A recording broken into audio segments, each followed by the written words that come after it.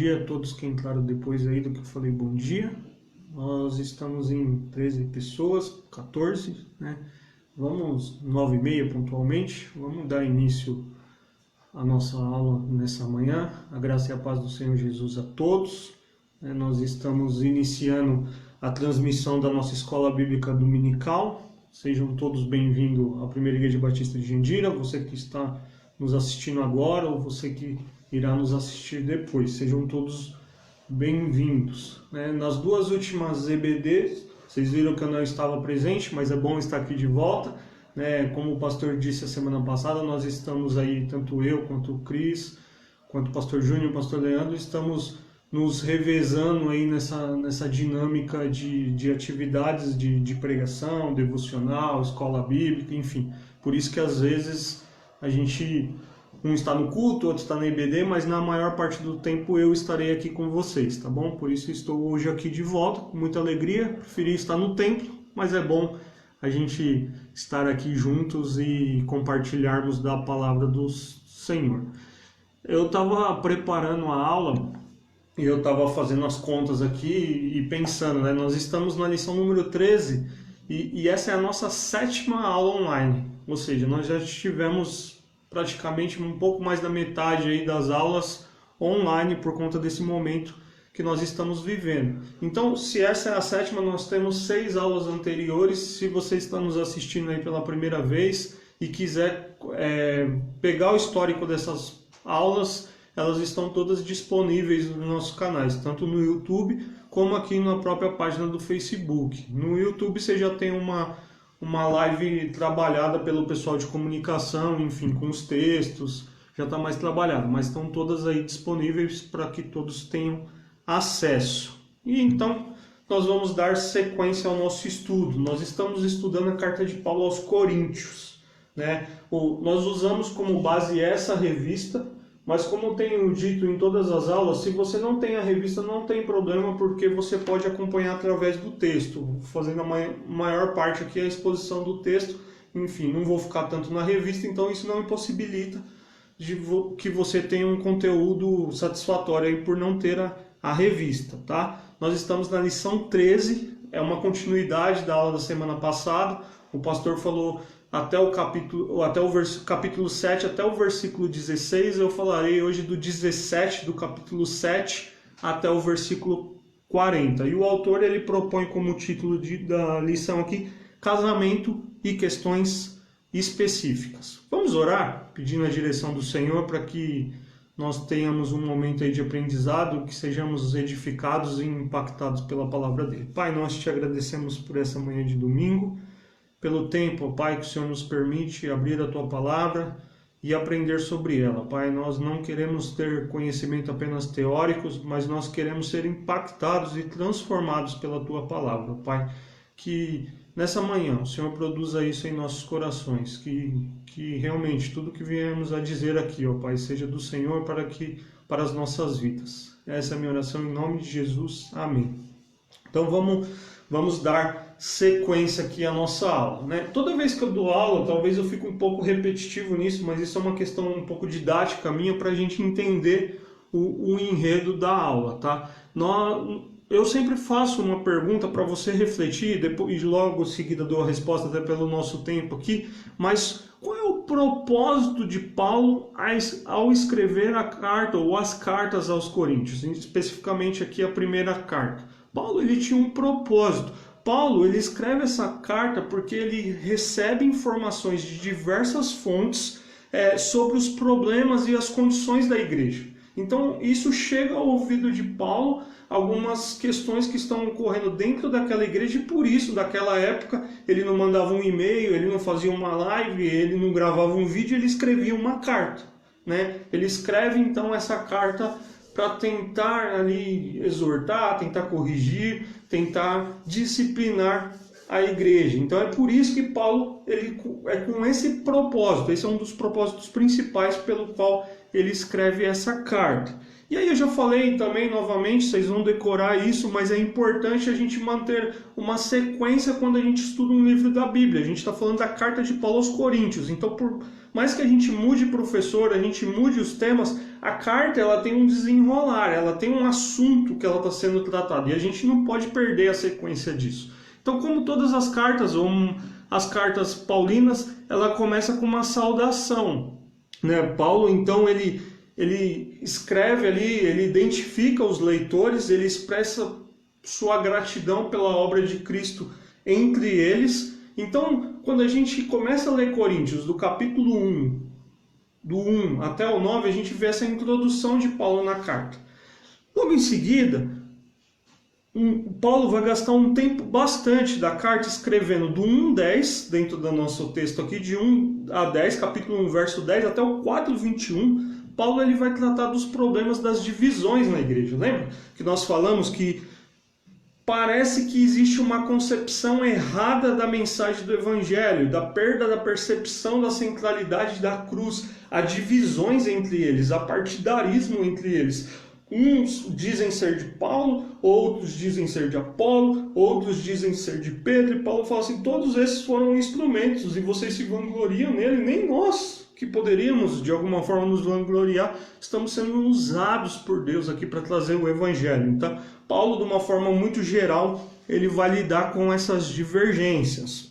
E depois do capítulo 5:1 até o 6:20, Paulo ele vai tratar num termo maior dentro da desordem moral e ética da igreja. Lembra que nós falamos que a igreja negligenciava a disciplina eclesiástica, a disciplina dentro da igreja. Um homem, ele estava tendo relações sexuais com a mulher do seu pai e a igreja, ao invés de disciplinar esse homem, ela se orgulhava disso, né? Paulo estava profundamente incomodado com total falta de preocupação que existia entre eles. Então Paulo ele orienta, ele exorta para que a igreja exerça a disciplina na forma da exclusão da comunhão ali para aquele povo, né? E depois nós avançamos um pouquinho, nós vamos ver no capítulo 6, de 1 a 8, dentro desses problemas de desordem, as causas jurídicas diante dos juízes não cristãos. Nós exploramos isso em uma das aulas aqui. Então os crentes, eles levavam os seus problemas internos, os seus relacionamentos feridos para resolvê-los fora da igreja.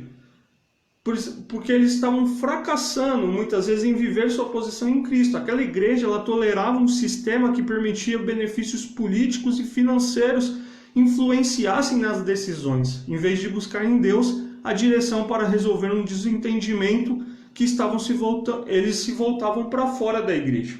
Então nós vimos isso dentro da desordem na igreja, tanto moral como ética, essas questões da negligência na disciplina, das questões jurídicas, e depois nós vemos que a vida do cristão verdadeiro deve dar provas da obra transformadora de Cristo. Lembra? Paulo fala da condição que eles eram antes e como eles eram agora, e que agora que eles foram lavados, santificados e justificados, como eles deveriam viver, né? Assim foram alguns de vocês. Olha o que ele diz lá no 6:11, né? Assim foram alguns de vocês, porém houve um momento em que Jesus transformou a vida de vocês e vocês foram mudados. Então agora vocês foram lavados, santificados, justificados, devem produzir uma maneira transformada de existência. Então é um novo amor, uma nova compreensão espiritual, é uma nova atitude para com o pecado, é um coração inclinado e disposto a obedecer a Deus, né? Eu dei essas aulas, boa parte dessas que foram online, e a semana passada a semana retrasada, o Cris ele deu continuidade sobre essa questão dos problemas morais da igreja, né? A atitude irresponsável dos coríntios para com o uso do corpo, né? E Paulo exortando que a atitude deles deveria ser alterada para que a igreja alcançasse uma maturidade espiritual, né? E aí é interessante porque o Cris ele começou lá no 6:12 dizendo assim, falando sobre o que é permitido, o que é conveniente, o que é autocontrole. Paulo diz assim, tudo me é permitido, mas nem tudo convém. Tudo me é permitido, mas eu não deixarei que nada me domine. A santidade que Deus atribui ao corpo exige a pureza sexual como meio de glorificá-lo. E o Cristo então expôs para nós sobre isso. Quem está unido com Cristo não deve se envolver em imoralidade sexual. Quem se dá em pureza sexual está destruindo a sua própria vida. Então Paulo, dentro do contexto de Coríntios, ele trabalha essa dinâmica na vida deles. E a semana passada a gente abriu um novo tópico, né? O pastor Júnior começou a falar sobre respostas às perguntas da igreja. Esse capítulo 7, a partir do verso 1, ele vai provavelmente ali até o 11, meio, finalzinho do 11, Paulo está respondendo perguntas específicas da igreja. E no capítulo 7, especificamente, ele está falando sobre casamento, questões do divórcio e celibato. E o pastor falou a semana passada aí sobre o celibato e casamento. E é interessante, dentro desse destaque, já fazendo uma introdução para a nossa aula de hoje, depois dessa breve revisão aí, que no verso 1 do capítulo 7, nós percebemos que Paulo, ele descreve muito explicitamente isso, que ele está começando a responder algumas perguntas da igreja de Corinto. Olha o que Paulo diz. Quanto aos assuntos sobre os quais vocês escreveram, ou seja, eles tinham dúvidas, eles questionaram Paulo. Então, Paulo ele começa então a responder essas perguntas. O que é importante a gente criar de pano de fundo aqui dentro do que o pastor já falou e para a aula de hoje é que Paulo ele não está escrevendo um tratado teológico sobre celibato e casamento. O que nós vimos e nós vemos aqui é ele respondendo algumas perguntas diretas e específicas que a própria igreja havia feito para ele. Paulo não esgota o seu ensino sobre casamento neste capítulo. E esse não é o seu único ensino bíblico sobre casamento, como, por exemplo, a gente vê lá em Efésios ele falando sobre casamento. Então isso é importante a gente ter como um pano de fundo. Ele não está escrevendo um tratado teológico sobre casamento, a teologia paulina sobre casamento. Aqui ele está respondendo perguntas específicas. Obviamente a gente entende isso dentro de um contexto maior, mas não é o único ensino de Paulo sobre casamento.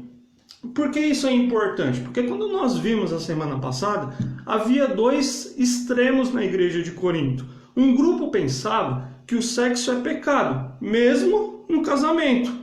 Esse grupo, eles defendiam que o celibato é um estado superior ao casamento. Mas havia um segundo grupo que julgava que o casamento não era opcional, mas era obrigatório. Para eles, o celibato era uma posição moralmente inferior ao casamento. E aí Paulo, então, ele dá essa lição que tanto o casamento como o celibato são dons de Deus para o reino de Deus. Então ele reforça isso dentro dos seus escritos.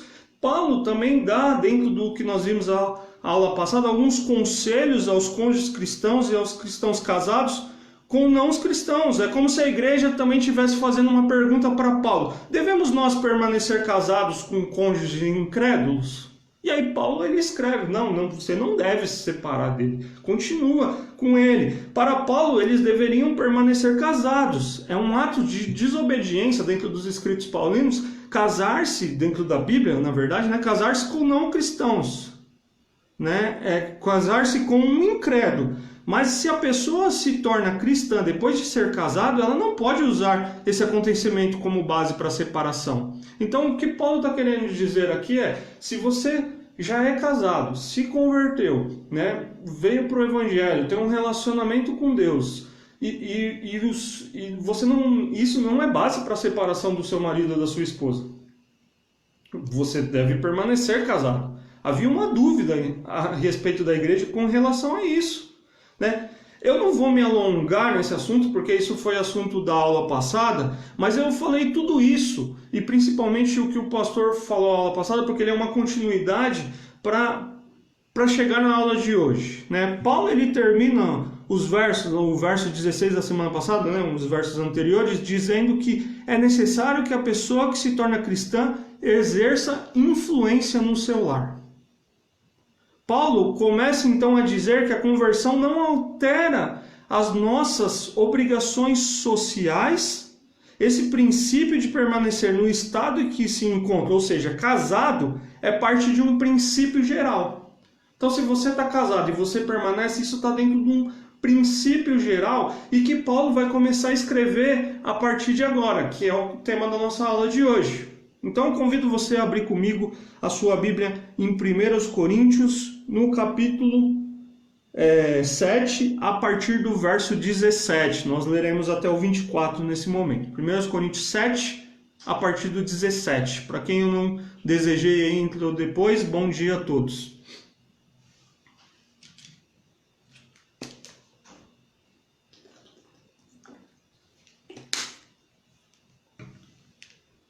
Primeiros Coríntios 7,17 diz assim a palavra do Senhor. Entretanto, cada um continue vivendo na condição que o Senhor lhe designou e de acordo com o chamado de Deus. Esta é a minha ordem para todas as igrejas. Foi alguém chamado sendo já circunciso? Não desfaça a sua circuncisão. Foi alguém chamado sendo incircunciso? Não se circunde. A circuncisão não significa nada, e a incircuncisão também nada é. O que importa é obedecer aos mandamentos de Deus. Cada um deve permanecer na condição em que foi chamado por Deus. Foi você chamado sendo escravo? Não se incomode com isso. Mas se você puder conseguir a liberdade, consiga. Pois aquele que sendo escravo foi chamado pelo Senhor, é liberto e pertence ao Senhor. Semelhantemente, aquele que era livre, quando foi chamado, é escravo de Cristo. Vocês foram comprados por alto preço. Não se tornem escravos de homem. Irmãos, cada um deve permanecer diante de Deus na condição em que foi chamado. Qual é o ensino de Paulo aqui dentro desses versos? A gente vai até o 40, mas inicialmente dentro desse bloco aqui, né? Os cristãos, eles devem andar conforme o chamado que receberam no Senhor. E o raciocínio, e o que Paulo tem desenvolvido aqui é, se você foi chamado para o casamento, que é o que nós vimos na aula passada, que assim você viva. Se você foi chamado para o celibato, que sirva a Deus nessa condição.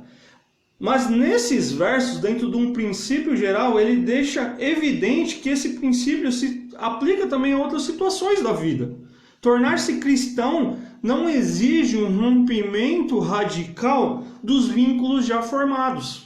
Então Paulo ele está respondendo questões da igreja, dentro desse raciocínio dele de resposta de perguntas, ele chama atenção para isso. Se você foi chamado para o casamento, legal, viva bem assim. Se você recebeu o dom do celibato, legal, viva bem assim. Isso não é imposição eclesiástica, como alguém disse aí a semana passada. Isso é um dom de Deus. Então, legal, viva bem assim. Só que isso também se aplica dentro de um princípio geral para as outras áreas da vida, né? O ensino de Paulo não é de que os cristãos devam continuar nos estados aqui dependentes do pecado, os quais na conversão deve ser abandonado. Paulo não está falando sobre isso, fica na condição, não, ele já tratou isso, vocês têm uma nova vida, vocês foram transformados, enfim. O que o apóstolo Paulo aqui não se refere a isso. Paulo descreve aqui, e isso é importante para nós, que cada cristão deve viver para o Senhor em contentamento, qualquer que seja a posição econômica, social, eclesiástica a que Deus o tenha designado, mesmo que isso implique desgastes ou frustrações. Paulo, então, dentro dos versos que nós lemos, ele vai pegar dois exemplos, a circuncisão e a escravidão, que apresentam uma abordagem, e ele apresenta, dentro do ponto de vista, uma abordagem cristã para ambos, tanto escravidão quanto circuncisão. Estudiosos aqui vão nos dizer que tanto a circuncisão como a escravidão representavam os dois fenômenos que mais causavam divisão no mundo do Novo Testamento. Então Paulo pega esses dois fenômenos que causam divisões ali na época dele, a circuncisão e a escravidão, e ele vai exemplificar através disso. E ele vai nos dizer o seguinte: a circuncisão, aquilo que é para vocês uma barreira religiosa, vocês lembram da questão da circuncisão? Vem lá do Antigo Testamento, a lei que o povo tinha lá, que é como um ato de aliança com Deus, fazer a circuncisão, e isso depois na igreja primitiva se torna um problema, porque se é uma igreja que tem judeus e tem gentios, e isso dentro daquele contexto gerava uma barreira religiosa. E Paulo diz aqui que barreiras imensas, aquilo que coloca uma barreira imensa entre judeus e gentios, Deus, ele pode transpor essas barreiras, operando nos judeus cristãos e nos gentios. Deus opera em tanto aqueles que são judeus circuncisos e tanto naqueles que são gentios não circuncisos. Então, se você não fez a circuncisão, beleza. Se você fez, beleza. Porque o que é importante aqui é o que Deus está operando através do coração de vocês agora. E aí ele vai pegar um outro exemplo, que é o exemplo da escravidão, que causava entre eles uma barreira social, principalmente aqui na igreja de Corinto, onde os caras que tinham grana, que tinham posição social, oprimiam um pouco aqueles de baixa classe. Então, parece que esse grande abismo entre escravos e livres, Deus pode edificar uma ponte entre essa brecha, realizando as suas obras nos cristãos escravos e nos cristãos livres. Então Paulo vai dizer assim, ó, beleza, você é casado, permanece casado. Você é celibatário, permanece celibatário se isso é dom de Deus. E isso a gente vai estender um pouquinho mais. Se você é um cristão que vem de uma linha judaica e tem a circuncisão, permanece circuncidado, beleza. Se você é um gentil que chegou na igreja depois, não pega que essas barreiras religiosas penetrem dentro da igreja, segue a sua vida, porque Cristo está operando em você. Se você é um escravo, você não precisa se contentar no sentido de não querer a liberdade, mas se você conseguir a liberdade, beleza, mas se você não conseguir a liberdade, não tem problema nenhum, porque agora em Cristo vocês são escravos de Cristo. Paulo destaca que a salvação de Deus em Cristo anulou tanto a circuncisão como a escravidão e os tornou sem sentido, porque agora eles são servos de Cristo. Um comentarista chamado David Prior, ele vai dizer que diante disso, qualquer homem ou mulher em Cristo é refeito de tal forma que seus status terrenos ou a falta dele é irrelevante. Portanto, é uma loucura os cristãos ficarem obcecados com tais questões. Veja, e aí Paulo ele continua desenvolvendo. Olha o que ele diz no começo do verso 17. Entretanto, cada um continue vivendo na condição que o Senhor lhe designou e de acordo com o chamado de Deus. Olha o que ele vai dizer no meio desses exemplos no verso 20. Cada um deve permanecer na condição em que foi chamado por Deus. E agora no verso 24. Irmãos, cada um deve permanecer diante de Deus na condição em que foi chamado. A chave para que cada uma dessas situações tenha o seu devido valor consiste que Deus os transforme diariamente, cada um no lugar em que foi por Deus colocado. Esse é um ensinamento de Paulo aqui. Um homem não é necessariamente chamado, e aí já aplicando e pensando numa esfera maior, um homem não é necessariamente chamado para uma nova ocupação profissional quando se converte. Se a sua ocupação anterior não for ilícita, a sua antiga ocupação recebe um novo significado. Ao contrário do que acontecia antes, existe agora uma sociedade entre nós e Deus. Você tem uma nova visão daquilo que você já fazia. Os relacionamentos cristãos eles devem ser guiados com a preocupação de agradar ao Senhor, seja o relacionamento étnico, que é o que ele vai tratar aqui, judeus e gentios, seja social, escravos e livres, ou seja conjugal, casados e solteiros. Eles devem ser guiados, essas esferas da nossa vida, essas três bases, elas devem ser guiadas com um propósito de glorificar e de agradar a Deus. O desejo do cristão de agradar ao Senhor deve superar as suas ansiedades acerca da sua situação aqui no mundo. É isso que Paulo tem tratado, por isso que a gente não pode, e eu bato nessa tecla toda vez que a gente estuda, quem já estudou método de estudo bíblico comigo sabe disso, que a gente não pode desconsiderar aquilo que um autor ele vem construindo, porque ele está dentro de um raciocínio. E ele continua aquilo que o pastor Ben nos falou a semana passada, e que nós tivemos uma pausa, mas que dentro de uma carta ele continua tratando na igreja. Então não é uma aula a semana passada e hoje nós mudamos totalmente de assunto. Existe uma linha lógica. Então Paulo está desenvolvendo esse raciocínio dentro do seu tratado. O objetivo de Paulo não é ordenar que os cristãos considerem a sua situação social ou religiosa ou conjugar uma determinação divina inalterável, mas ajudá-los a considerar sua situação de vida atual como um instrumento para exercer o ministério cristão. Então é dentro disso que Paulo ele chama atenção. Olha para a sua situação atual e usa isso para exercer o ministério cristão, Igreja de Corinto. É esse o raciocínio, o desenvolvimento de Paulo aqui nesse texto. Eu não falei no começo, mas se você tem um comentário, uma pergunta, você pode colocar aqui. Na medida do possível, eu vou tentando aqui parar e falar com vocês. Mas percebem, então, que Paulo está desenvolvendo esse raciocínio, então ele chama atenção, né? Judeus e gentios, escravos e livres, casados e solteiros. Não importa a sua posição. Exerça o ministério. Exerça o seu ministério e foque em exercer o seu ministério cristão. Respeitando aquilo que Deus já colocou para vocês. Existia uma dúvida na igreja quanto a isso. Existiam perguntas quanto a isso. E Paulo, então, ele responde lá no 17:1, a gente vê um enfoque que ele está respondendo essa pergunta e ele está desenvolvendo um raciocínio dentro da sua resposta.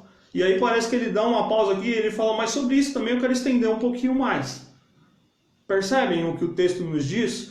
E eu pensando então, diante disso, eu fiquei pensando em como nós podemos aplicar isso para nós. Como podemos olhar isso para a nossa realidade? Porque Paulo está olhando para o contexto ali de Coríntios, mas a palavra de Deus fala conosco hoje. E como nós podemos aplicar esses versos para nós? Primeira coisa que eu queria te chamar a sua atenção. O propósito central da vida do cristão é ser fiel a Cristo e a sua missão. Esse é o propósito central da vida do cristão. Se Deus te chamou, seja você um casado, um solteiro, um viúvo, dentro do seu contexto de profissional, o seu propósito de vida tem que ser o de ser fiel a Cristo e a missão de Cristo e aquilo que você recebeu de Cristo. Eu falei a semana passada, no domingo à noite, na pregação, estava falando sobre o Salmo 127, o perigo da gente colocar outras coisas como Deus em nossas vidas. Nosso exemplo ali era do trabalho, mas como é perigoso a gente perder o nosso foco porque nós endeusamos outras coisas. Antigamente a gente falava de ídolo, a gente pensava num aspecto muito físico, a imagem, e combatíamos, e obviamente aquilo é um tipo de idolatria, mas como hoje está muito evidente essa idolatria presente dentro do nosso coração. Eu já devo ter falado isso em algum momento, mas dentro de uma das definições que eu gosto sobre idolatria, a que eu li mais simples e mais profunda, é quando diz que a idolatria é perda de referencial. Colocar no lugar de Deus aquilo que deveria estar Deus. É quando a gente perde a nossa referência.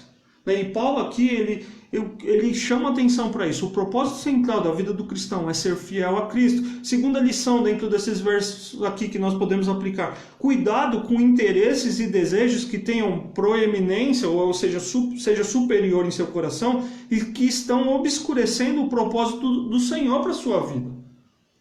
Dentro do contexto deles, era ser circunciso ou incircunciso, era ser judeu ou era ser gentil, era ser casado ou era ser solteiro. E dentro do nosso contexto, qual os interesses e desejos, seja ele social ou seja ele em outro âmbito, que muitas vezes ganham um destaque tão grande em nosso coração que obscurece o nosso desejo e aquilo que a gente tem que entender do propósito de Deus para as nossas vidas. A terceira lição que eu gostaria de aplicar para nós aqui desses versos é que nós precisamos nos dedicar ao reino de Deus e confiar que Deus suprirá todas as nossas necessidades. Nós não podemos deixar que o contexto em que nós vivemos gere uma inquietação no sentido de deixar que nós não confiemos que Deus vai suprir as nossas necessidades. E quarta e última, dentro talvez até uma repetição, não permitam que as circunstâncias os escravizem. Não seja escravo de ser circunciso ou incircunciso, de ser casado, de ser solteiro, de ser judeu, de ser gentil, seja escravo de Cristo. Ele termina o verso 24. Irmãos, cada um deve permanecer diante de Deus na condição em que foi chamado. Um pouquinho antes, no 22. Pois aquele sendo escravo foi chamado pelo Senhor é liberto e pertence ao Senhor, semelhantemente àquele que era livre quando foi chamado. É escravo de Cristo. Vocês servem agora a Cristo. Então Paulo, dentro desses versículos aqui, para eu encerrar esse ponto da nossa aula, ele chama a atenção que não importa as questões conjugais, étnicas ou sociais. Vocês agora servem a Cristo. Então ele está desenvolvendo novamente, ele está desenvolvendo um raciocínio sobre o casamento, que a situação não deveria gerar desenvolvendo uma resposta, né, sobre o casamento, ser solteiro, e a situação não deveria gerar um incômodo no coração deles, né? E aí ele fala, mas isso também serve, e aí ele, ainda dentro disso, perdão, ele volta dizendo que se você é um cristão que se converteu e o seu marido não é crente, sirva ao Senhor no seu lar, porque você é um exemplo ali e você deve continuar servindo, a não ser que ele queira te deixar ou ela queira te deixar, mas você não. Isso não é um requisito para que você se divorcie. E dentro disso ele estende isso para outras esferas da vida. E aí ele dá 2 exemplos, dentro do contexto dele muito forte, que é o étnico, que é os judeus e gentios, que é o social, que é escravos e livres. Entenderam isso? Isso é o raciocínio de Paulo. E aí eu tirei algumas lições para nós aqui. Só que Paulo, ele está escrevendo uma carta, ele está tratando de problemas que chegaram para ele a respeito da igreja e de próprios questionamentos da igreja. E ele não para aí, né? Ele continua nisso, e ele lá no verso 25, ele começa novamente a falar mais algumas coisas, né?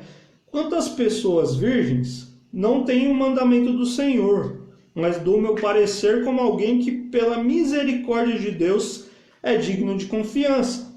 Por causa dos problemas atuais, penso que é melhor o homem permanecer como está. Você está casado? Não procure separar-se. Está solteiro? Não procure esposa. Mas se vier casar-se, não comete pecado. E se uma virgem se casar, também não comete pecado. Mas aqueles que se casarem enfrentarão muitas dificuldades na vida. E eu gostaria de poupá-los disso. O que quero dizer? É que o tempo é curto. De agora em diante, aqueles que têm esposas vivam como se não tivessem. Aqueles que choram como se não chorassem. Os que estão felizes como se não estivessem. Os que compram algo como se nada possuíssem. Os que usam as coisas do mundo como se não as usassem, porque a forma presente deste mundo está passando. Gostaria de vê-los livres de preocupações. O homem que não é casado preocupa-se com as coisas do Senhor, em como agradar ao Senhor. Mas o homem casado preocupa-se com as coisas deste mundo e em como agradar a sua mulher. E está dividido. Tanto a mulher não casada como a virgem preocupa-se com as coisas do Senhor para serem santas no corpo e no espírito. Mas a casada preocupa-se com as coisas deste mundo, em como agradar ao seu marido.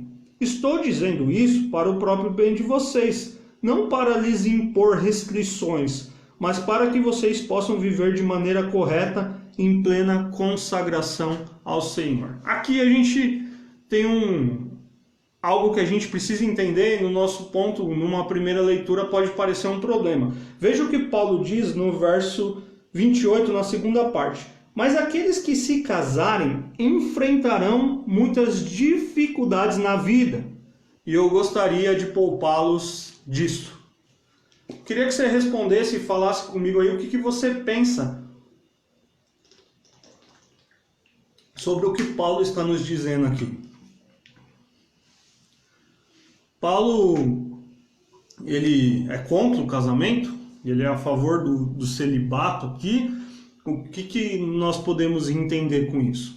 O que você acha? Fala comigo aí para a gente interagir um pouquinho, né, para que não fique somente eu falando, mas que eu possa não ouvir, mas ler vocês aqui e a gente discutir um pouquinho sobre isso. Enquanto isso, eu vou dando uma continuidade aqui. Paulo, ele traz agora uma palavra para os solteiros, viúvos e viúvas. Já havia falado para os solteiros e viúvas no versos 8 e 9 que o pastor falou na aula passada. Lembrando, isso aqui é importante, que Paulo está respondendo perguntas específicas da igreja. Ele foi interrogado sobre o que pensava a respeito da virgindade, sobre o que pensava se um cristão deve permanecer casado ou solteiro, né? O que ele pensava a respeito disso aqui. E antes disso, a gente precisa fazer uma observação aqui, que Paulo vai dizer algo que ele disse a aula passada, né, no verso 12. Ele falou, veja, eu vou voltar lá só para a gente ver, numa observação aqui. Enquanto isso, vocês vão pensando na pergunta que eu fiz.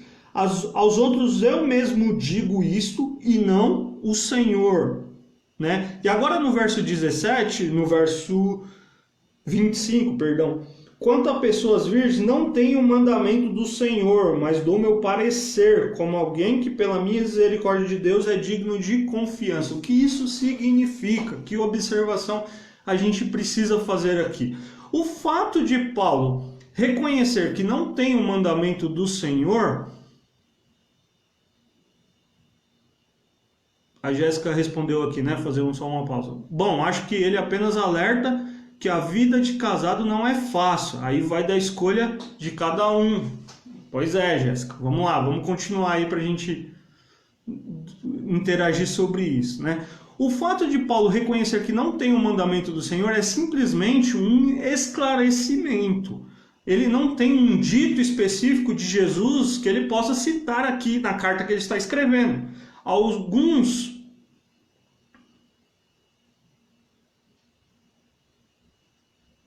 Tô vendo... Vou continuar aqui, depois eu volto para um comentário aqui. Alguns podem levantar a opinião de ser apenas uma opinião de Paulo e não um texto inspirado por Deus. Então Paulo está falando aleatoriamente, isso não é palavra de Deus para nós, porque está dizendo ele e não o Senhor. Isso é um erro daquilo que a gente chama dentro da teologia de hermenêutica, de interpretação bíblica. Isso é um problema, não é isso, né?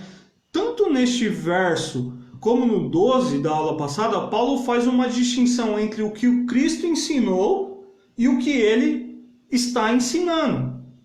O que Cristo ensinou, ele não vai falar de novo, pois já estava decidido, foi o que o pastor falou na aula passada, né? Porém, aquilo que Jesus não ensinou, ele vai tratar e ele vai dar orientação, porque eles estão questionando ele sobre isso.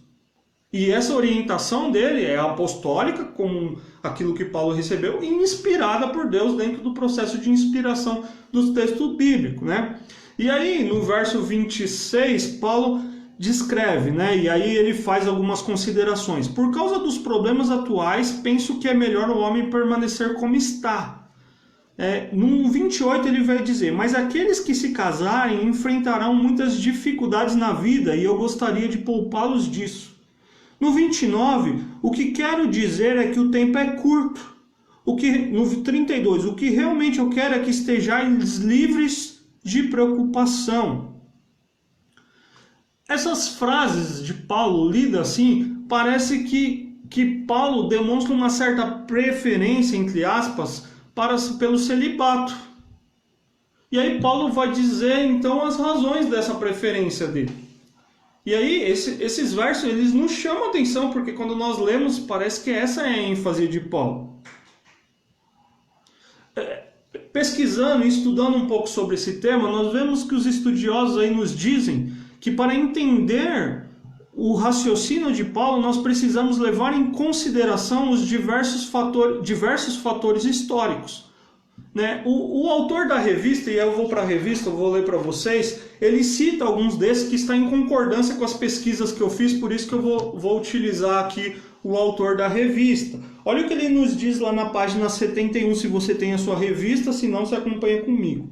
Não podemos deixar de considerar o contexto político e social do século I, ao fazer a abordagem desse texto. Naquele tempo, os cristãos eram perseguidos. As loucuras do imperador Nero já se faziam sentir no tratamento que lhes era dispensado, a angustiosa situação presente. Pode ser referência ao sofrimento iminente a que estavam sujeitos os crentes de Corinto. Diante disso, Paulo estabeleceu como princípio de que cada um permanecesse como estava. Se estava casado, beleza, não se separa. Enfrenta essa situação, vai em frente. Se você está solteiro, fica assim, pois seria mais fácil encarar esse tempo presente dessa forma. Entretanto, se quem é solteiro optar por casar, que o faça, pois não há pecado nisso. Se você está solteiro, os dias estão difíceis, mas você optar por casar, não tem nada de errado com isso. Paulo respondendo à igreja, né? Devem, porém, estar preparados para sofrer angústias na carne, isto é, o sofrimento físico em decorrência da perseguição. Aqui a gente precisa fazer uma pausa e entender esse contexto, né? Porque a gente lê sobre isso e tem muitas coisas. Tem essa que o autor diz, que é uma perseguição que a igreja sofria, mas que nesse momento aqui ainda era uma perseguição localizada, não era uma grande perseguição. Se eu não me engano, Nero aqui vem depois um pouquinho, então aqui eles ainda não estavam, né, nesse aflorar da perseguição, né? Alguns vão nos dizer, né, além dessa questão de perseguição que ele sofria, outros estudiosos vão nos dizer que Corinto sofreu uma grande fome em 51 depois de Cristo, e a carta foi escrita em 55, então eles ainda sofriam consequências disso. Mas isso também é questionável pelo contexto que nós já vimos de Coríntios aqui, né? Alguns vão nos dizer que essas preocupações surgiam em Paulo, e no contexto ali, e isso existia, né, nos começos da igreja, que o tempo estava breve. Jesus iria voltar para encontrar a sua igreja e tudo iria acabar. Então ele tinha uma questão escatológica aqui, de esperança para o futuro, do fim dos tempos. Então por isso ele está preocupado com isso, né? Então essas são algumas posições principais que existem a respeito desse tema. Há uma outra que eu fico um pouco mais com ela, depois de estudar um pouco mais sobre isso. É possível também que a igreja em Corinto estivesse passando por circunstâncias especialmente difíceis, sobre as quais nada sabemos, mas que o apóstolo Paulo conhecia muito bem. Em vista deste tempo, Paulo considera permanecer melhor como está. Então a situação que aquela igreja estava vivendo, Paulo, levando em consideração esse tempo difícil que vocês estão, eu diante desse cenário que nós estamos vivendo, eu com meu coração pastoral, Paulo dizendo, né, é preferível permanecer solteiro. Simplesmente porque poupa a pessoa das preocupações terrenas que acompanham o casamento. Poderia ser difícil cuidar da família nos dias que estavam vivendo. Então Paulo, ele dá esse destaque. O coração de casado, né, e aí o que alguns estudiosos vão nos dizer, eu vou ler aqui. O coração do casado está fragmentado. O cônjuge tem de cuidar das coisas do mundo, de como agradar a esposa, e a esposa como agradar o marido. Possivelmente ambos não terão tempo integral para cuidar das coisas do Senhor, em tempo de perseguição, fuga ou em dias difíceis.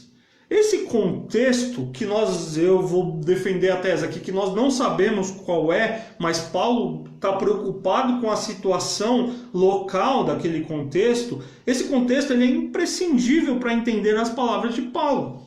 E não julgarmos que Paulo ele defende o celibato e é um crítico quanto ao casamento. Lembre-se, Paulo está respondendo perguntas específicas da igreja.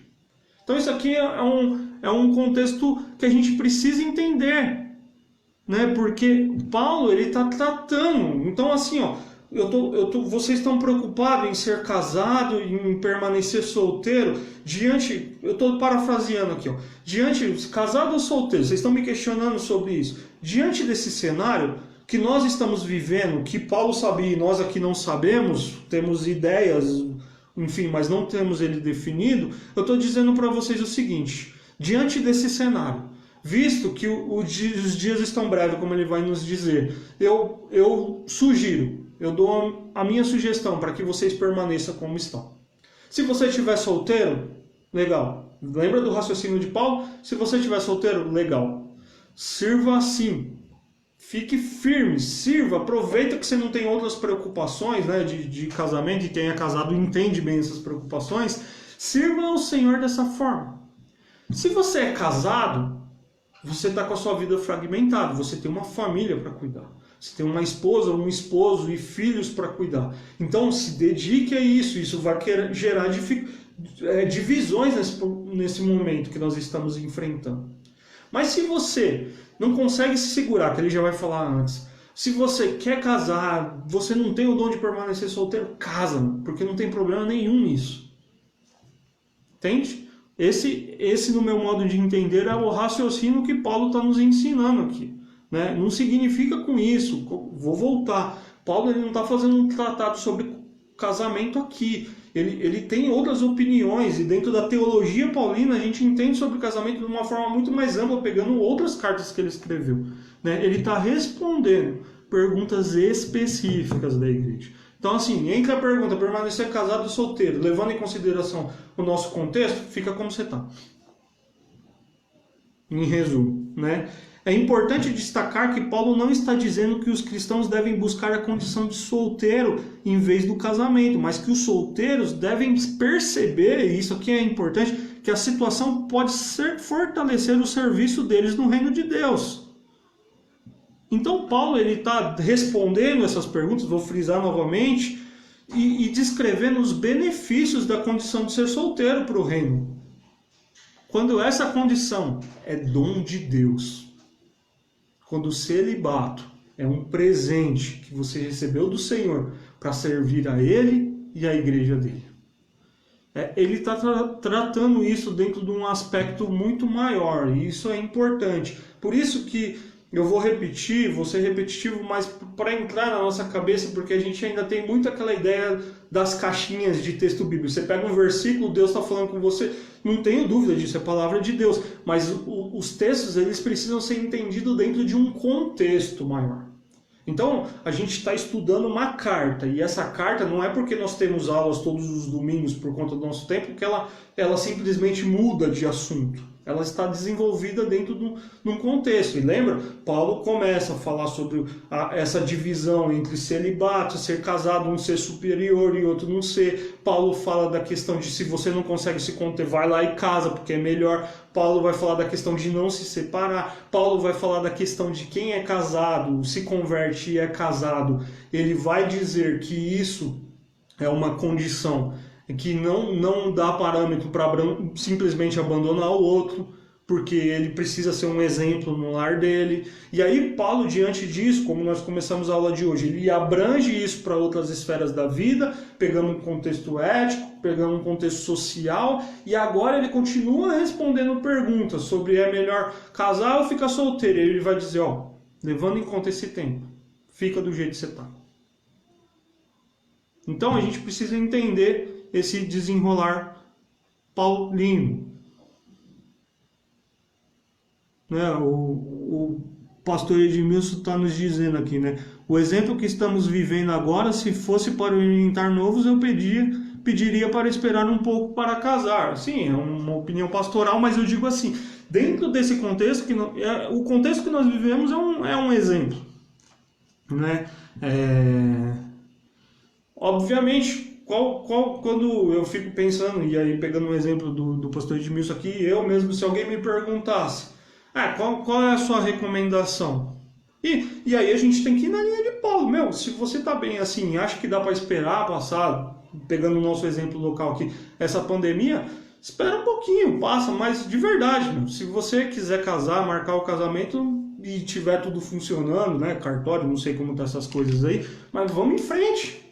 Porque tanto permanecer solteiro quanto permanecer casado não é o problema. O problema é quando essa inquietação mexe com você e atrapalha você de servir ao Senhor com aquilo que Ele te deu. Que esse era um dos grandes problemas da igreja de Corinto, né? E aí vamos lá, caminhando para os versos finais. 36 até o 40. Olha o que Paulo vai nos ensinar mais aqui um pouquinho. Se alguém acha que está agindo de forma indevida diante da virgem, do solteiro, de quem está noivo, que ela está passando da idade achando que deve se casar, faça como achar melhor. Com isso, não peca. Se você não recebeu o dom do celibato, e daquele contexto envolvia os pais, né? Se seu pai acha ali que é hora de casar, né, dentro de um contexto judeu, casa, vai em frente, porque isso não é pecado, né? Contudo, o homem que decidiu firmemente em seu coração que não se sente obrigado, mas tem controle sobre sua própria vontade e decidiu não se casar com a virgem, este também faz bem. Assim, aquele que se casa com a virgem faz bem, mas aquele que não se casa faz melhor.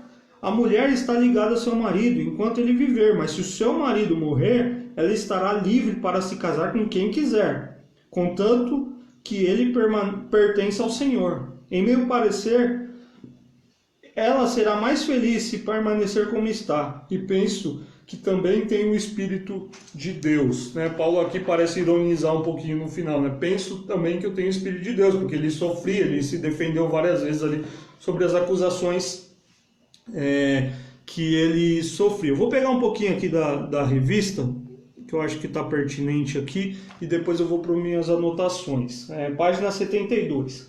A conveniência de casar a filha. Na cultura judaica, cabia aos pais a decisão sobre o destino das filhas. O mesmo costume prevalecia nas antigas sociedades, incluindo a romana. As moças não podiam se casar sem a permissão paterna.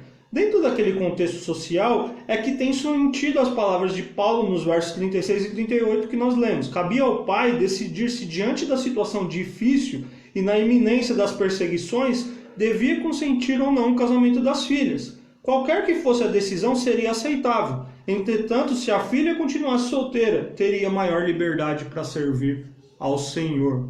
Né? É importante estarmos em paz na nossa condição. Sim, isso é importante, né? E eu acho isso, só pegando um parênteses aqui para a gente caminhar para a conclusão, eu tive o privilégio de conhecer uma senhora, né, que foi diretora ali do seminário em que eu estudei, em que ela professava ter recebido esse dom do celibato.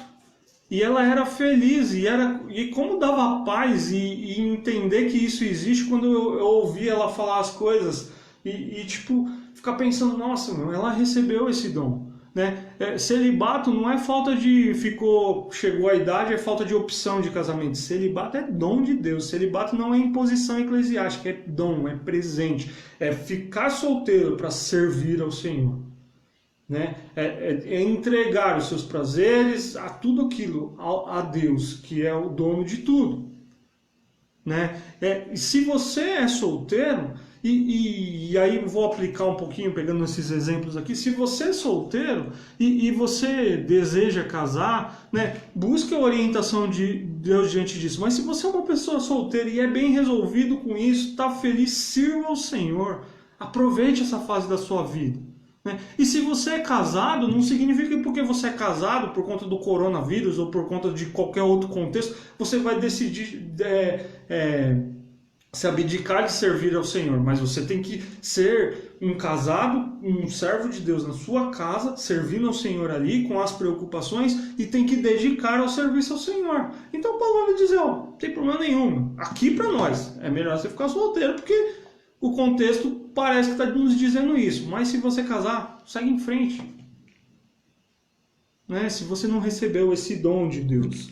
Né? Então Paulo ele vai dizendo aqui, o que ele nos ensina aqui é que nem os casados e nem os solteiros pecam. Ele não toma partido das indagações que estavam fazendo a eles. Né? Isso é interessante, ele não toma partido. Ele nem casado nem solteiro peca, vai em frente. Mas de forma pastoral, ele deixa evidente que nenhum grupo deve se considerar superior ao outro.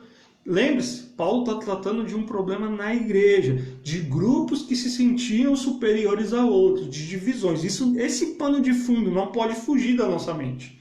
Né? Quando ele diz que os solteiros fazem melhor, não é uma questão de certo ou errado, mas de levar em consideração o que permite mais adequadamente a dedicação total a Cristo.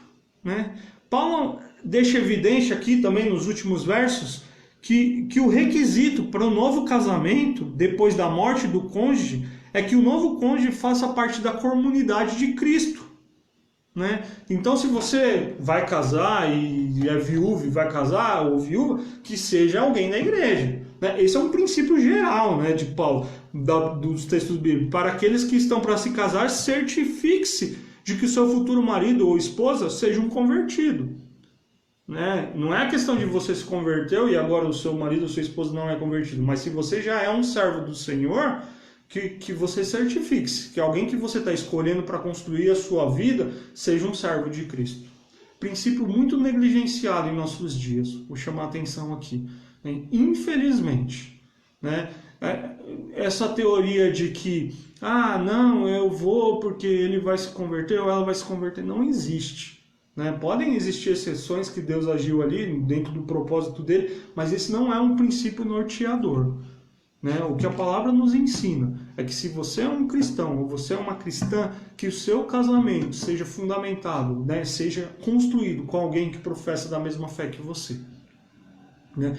Agora, se você já é casado e se converteu, que você não use isso como desculpa para abandonar seu lar, que era a dúvida deles aqui. Continue firme. Né? Assim como você não muda as outras áreas da sua vida, como é o exemplo aqui. Continue firme. Abandona aquilo que te afasta do Senhor, aquilo que é pecado na sua vida. Né? Mude a sua forma de viver como alguém que agora tem um relacionamento com Cristo. O nosso tempo está se esgotando aqui, mas eu quero concluir com 3 lições aqui que eu extraí do comentário do reverendo Hernandes Dias Lopes sobre esse assunto, que eu achei muito pertinente. Ele explora um pouquinho mais ali, mas eu peguei 3 para nós dentro do capítulo 7, tá? Celibato é dom, leve a sério. Se você anseia pelo casamento, é porque não tem o dom do celibato. Isso é um ponto. Celibato é dom, não é falta de opção, é dom. Leve isso a sério. Se você deseja casar, você não recebeu esse dom do Senhor. Se você não tem o dom do celibato, casa-se. O casamento é uma bênção. A palavra de Deus nos ensina isso, Eclesiastes 4:9. Melhor é ser 2 do que 1. Gênesis 2:18. Não, é bom que o homem esteja só. Casamento não é bênção. Paulo não está ignorando a bênção do casamento aqui. E lembre-se, isso não é um tratado, uma teologia paulina sobre casamento. Ele está respondendo questões pastorais acerca de perguntas da igreja. Se você está casado com uma pessoa incrédula, faça todos os esforços necessários para manter seu casamento. No que depender de você, faça todo o esforço para que seu casamento seja mantido. São as 3 lições que eu gostaria de fechar esse capítulo 7 para nós. Né? Que a gente não perca isso de vista. A carta de Paulo aos Coríntios é um desafio para nós. É um desafio para nós em 2 sentidos. É um desafio porque ela é atual. Né? Muitos dos problemas em que nós vemos ali existem hoje, né? Inclusive nas nossas igrejas. E o segundo desafio é que para expor ela também não é tão simples assim. Né? Comecei a preparar a aula e falei, puxa vida, meu, que assunto bacana, mas desafiador. Mas entender o contexto é importante, né? Entender as posições que já desenvolveram ao longo da história sobre esse contexto é importante. Né? E o que eu estou fazendo aqui é tentando expor aquilo dentro do que eu estudei para preparar essa aula e daquilo que também eu entendo como uma visão de professor, uma visão pastoral que é útil para os nossos dias. Né? E o meu desejo e a minha oração é que a gente viva o dom que nós recebemos do Senhor. O pastor Júnior, eu acho que ele encerrou a aula dizendo mais ou menos isso. Que você viva a bênção do casamento. O meu dom, dentro do que a gente está dizendo aqui, foi o casamento. Eu sou grato a Deus pelo meu casamento. Eu sou grato a Deus pela minha esposa. Eu sou grato a Deus por poder servir ao Senhor casado. Mas e o seu dom? É o celibato. Seja também grato a Deus. Não existe superioridade. Use tudo que você tem, que você é no Senhor, para a glória de Deus. Se você, o problema da igreja de Corinto, se você é um cara de mais destaque, de mais intelectualidade, uma posição profissional superior, não menospreze aquele que é mais simples. Use tudo que você recebeu do Senhor, para a glória do Senhor. Esse é um exemplo e uma lição para nós. Que o nosso casamento seja para a glória de Deus. Que você ainda que está esperando pelo casamento, que vive esse tempo para a glória de Deus. E que você que escolheu não casar, porque entende que recebeu isso do Senhor, viva isso para a glória de Deus. Que a nossa vida seja para a glória de Deus. Vamos orar e encerrar essa aula pedindo a direção do Senhor para que a gente consiga viver dessa forma? Pai, nós te agradecemos por esse dia, por esse domingo, por esse tempo, Pai, pelas lições tão preciosas que a Tua Palavra nos ensina. Nós nos sentimos tão limitados em expor e ensinar aquilo que é do Senhor, ó Pai, mas nós sabemos que a Palavra é do Senhor e nós fazemos a nossa parte, que é estudar e expor aquilo que é do Senhor. Mas nesse momento eu quero te pedir, ó Pai, que o Teu Espírito Santo ministre nos corações de cada um que ouviu e que estará ouvindo essa aula, Pai. que as decisões, que a decisão dos nossos corações seja de viver a nossa vida para a glória de Deus. Pai, seja de viver o nosso estado civil para a sua glória, que seja de viver a nossa posição profissional para a sua glória, para que seja de viver a nossa vida em meio a essa pandemia para a sua glória, Pai. Que essa seja uma realidade em nossas vidas. Essa é a minha oração, em nome de Jesus, amém. Agradeço mais uma vez a você aí que esteve conosco, né, pela paciência de me ouvir uma hora aí, né, nessa live. Peço desculpa se passou, eu vi que eu passei 2 ou 3 que eu não tive tempo de ler e depois fica difícil voltar aqui, mas dependendo do que for, eu entro em contato aí, eu ponho aqui mesmo, ou começo a aula que vem respondendo, mas agradeço, né? Obrigado pela sua presença, pela sua participação e que às 18h30 a gente esteja junto novamente, cultuando ao Senhor, né? E que Deus abençoe seu domingo, tá bom? Grande abraço para você e é uma alegria poder compartilhar a palavra do Senhor com vocês. Deus abençoe.